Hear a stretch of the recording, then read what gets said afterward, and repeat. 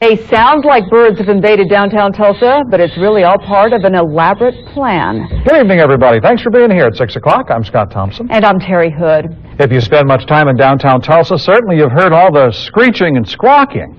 Now, to some, it may be just high-pitched noise, pollution. But as the News on 6's Rick Wells shows us tonight, it's really designed to prevent pollution of another kind. Birds downtown have been a problem for years, roosting in and around buildings, dive-bombing cars and people. The folks at Trinity Episcopal Church finally cut down some trees around the front of the church. It became impossible to keep the area clean.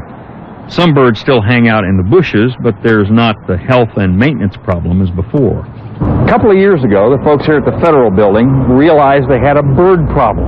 And it wasn't so much the birds, it's what the birds left behind. So they hired a guy to stand out here on the sidewalk and ring a bell and make noise, and he scared the birds over to the library. Well, then the library hired the same guy, and he scared the birds back. So then, about 18 months ago, they put in an electronic system of bird squawking noises. It's the same one they use over at PSO. That's it on the wall. It's a sonic repeller. It uses birds' own distress calls to frighten them away. The problem was on the sidewalks primarily, but it eventually made its way into the building. Huge health and maintenance problem, but since they installed the squawking machine about 5 years ago, there are fewer birds. It uses 8 different species distress calls in a random sequence, makes them think something really bad is happening, so they move on.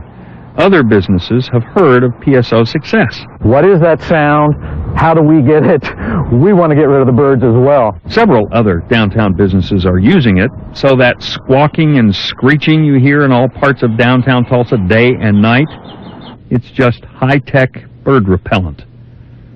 Rick Wells, the News on 6. And if you're interested in those bird-proofing products being used successfully in downtown Tulsa, Rick says you can check out the click section of our website, KOTV.com.